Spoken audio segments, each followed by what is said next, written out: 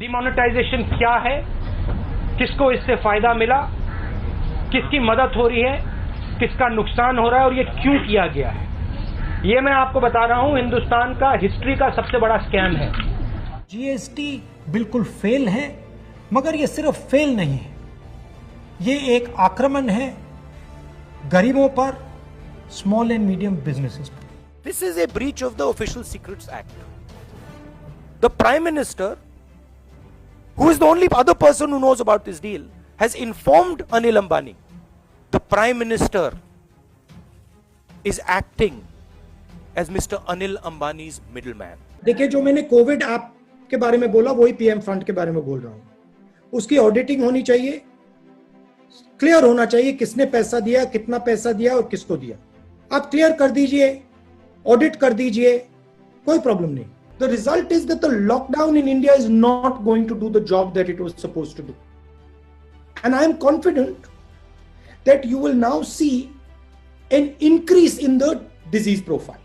Instead of seeing a collapse of the disease, you will now begin to see, as the lockdown opens, an increase in the disease profile.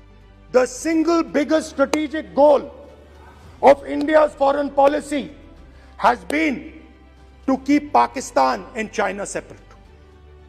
This is fundamental for India. And what you have done is you have brought them together. Mark my words, take it from me, these laws, the government will be forced to take them back. BJP की सरकार ने असंगठित अर्थव्यवस्था पर आक्रमण किया है और आपको गुलाम बनाने की कोशिश की जा रही है। जिस दिन इनफॉर्मल सेक्टर खत्म हो गया, नष्ट हो गया, उस दिन हिंदुस्तान रोजगार पैदा नहीं कर पाएगा।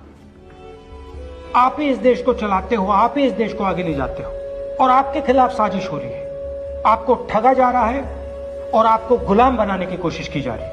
अदानी जैसे लोग हैं जिनकी आंख आपकी जमीन पर, आपके जंगल पर और आपके जल पर है, और ये नरेंद्र मोदी जी के खास मित्र हैं। जो भी कॉन्ट्रैक्ट हिंदुस्तान की सरकार देती है, जिस भी कंपनी को देती है, उसका इलेक्टोरल बॉन्ड्स के माध्यम से रिश्वत वो कंपनी बीजेपी को देती है। जिनको मोदी जी अपने मित्र कहते हैं, ऑर्डर दिया, सुनो, इस बार गले नहीं लगेंगे, इस बार नए टैरिफ लगाएंगे। वोट चोरी हो रही है और अब हमारे पास ओपन एंड शट प्रूफ है कि इलेक्शन कमीशन वोट चोरी में इन्वॉल्व है।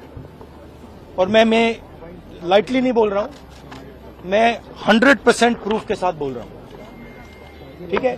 और आप सबको पता लग जाएगा, जैसे ही हमने ये रिलीज किया, पूरे देश को पता लग जाएगा कि इलेक्शन कमीशन वोटर चोरी करा रहा है। मुझे कहते हैं सही बात बोलने के लिए माफी मांगू।